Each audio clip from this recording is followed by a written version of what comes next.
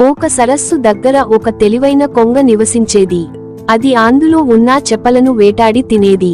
కొన్నాళ్లకు కొంగ ముసలిది అవుతుంది. వేట ఆడలేని స్థితిలో ఉంటుంది.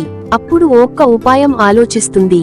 అప్పుడు ఆ కొంగ చేపల దగ్గరికి వెళ్లి, మిత్రమా, మిమ్మలిని పట్టుకోవడానికి వేటగాలు వస్తున్నారు అని చెప్పుతుంది. అప్పుడు చేపలు, మమ్మలిని నువ్వే కాపాడాలి మిత్రమా అంటాయి. అప్పటి నుండి చేపలను, ఆ కొంగ సరస్సులో నుండి చేపలను తీసుకొని వెళ్లి తింటుంది. ఇది అంత గమనిస్తున్న ఒక్క ఇంద్రికాయ ఎలాగైనా కొంగ మోసాని మిగతా చేపలకు చెప్పి కాపాడాలి అనుకుంటుంది.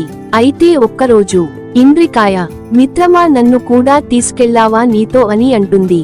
అప్పుడు ఆ కొంగ, రోజు చేపలను తినడమేనా, ఈసారి ఈ ఇంద్రికాయను తింటాను అనుకోని తీసుకెళ్తుంది. అలా వెళ్తున్న ఇంద్రికాయ అక్కడ ఎక్కడ నీటి సరస్సు లేదు అని తెలుసుకొని కొంగతో, మిత్రమా, నేను పడిపోయేలా ఉన్నా, నేను నీ మేడకాయ పట్టుకుంటా అని అంటుంది. కొంగ, అలాగే మిత్రమా, గట్టిగా పట్టుకో అని అంటుంది. అప్పుడు ఇంద్రికాయ కొంగను చంపేస్తుంది. మిగతా చేపలను కొంగ భారీ నుండి కాపాడుతుంది.